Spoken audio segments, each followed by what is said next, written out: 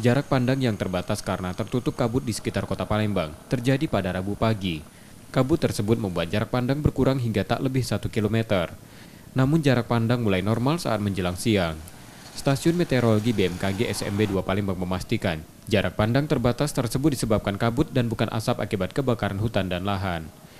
Fenomena kabut umumnya terjadi saat pagi hari, karena proses kondensasi uap air di dekat permukaan tanah. Ya, jadi kalau di pagi hari itu umumnya yang terjadi di wilayah Sumatera Selatan itu adalah kabut atau kalau kita kenal dengan istilah fog atau mist ya. Jadi kalau visibility-nya itu kurang dari 1 km itu fog. Ya, kalau asap itu biasanya kurang dari 5 km gitu yang pertama. Kemudian kalau dari sisi matahari biasanya penyinaran itu kalau asap atau smog itu biasanya berwarna orange itu ya, agak merah gitu ya.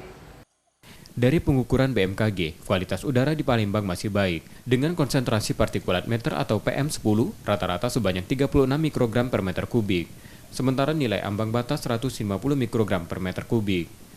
Meski beberapa hari terakhir terpantau titik panas dengan kepercayaan sedang, masih ada sedikit curah hujan yang dapat menurunkan jumlah titik panas. M. Rizky Nurmizan, Kompas TV, Palembang, Sumatera Selatan.